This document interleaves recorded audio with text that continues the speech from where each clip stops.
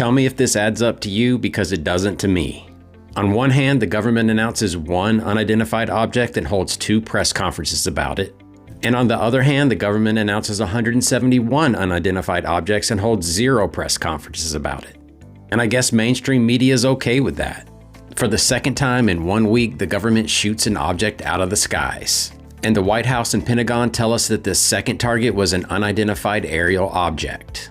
And the president ordered that it be taken down in U.S. territorial waters. And he did so that it wouldn't become a flight safety hazard to commercial air traffic. But according to Senator Dan Sullivan of Alaska, several other unidentified flying objects have been observed over his state in the past few weeks. Did you hear about those? Because I didn't. And what about the other 171 unidentified objects the government announced in last month's UFO report? Did any of them represent a hazard to civilian flight safety? And why isn't mainstream media asking questions about them? This silvery cylindrical floating object elicited a barrage of questions from reporters at the White House press conference as well as the Pentagon press conference. But mum's the word when it comes to the 163 balloons and 171 unknowns that were in the latest UFO report. Was the president also consulted on each one of these cases? Were jets scrambled to see if those objects were manned or unmanned? Who in our government is deciding when to be transparent with the American people about airspace incursions? And when to keep us in the dark? But in regards to this latest unidentified object, here's what's been reported. On Thursday night, a cylindrical, silverish, unidentified aerial object was detected approaching Alaska. It was observed to be floating at an altitude of 40,000 feet. This altitude made it a flight safety hazard to commercial airliners.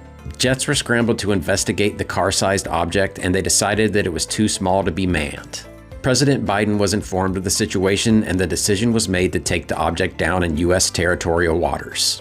On Friday, the Prime Minister of Canada was briefed on the matter, and he supported the decision. Around noon, the object was pursued by 2 F-22s. An AIM-9X Sidewinder missile, equipped with the WDU-17B warhead, was launched and was reported to have detonated on contact. The object is said to have exploded into tiny pieces, which indicates that unlike the Chinese surveillance balloon, that this object had enough mass to trigger the missile's IR proximity or contact fuse. The object landed both on the top of Twitter's trending topics and the frozen waters off of the North Alaskan coastline, which as of Saturday is still a no-fly zone as the recovery process continues. So as we wait for more details about this object to come to light, ask yourself this. Why isn't the government being as transparent about the 171 unknowns in the UFO report as they are on this one? And why does mainstream media continue to give them a pass?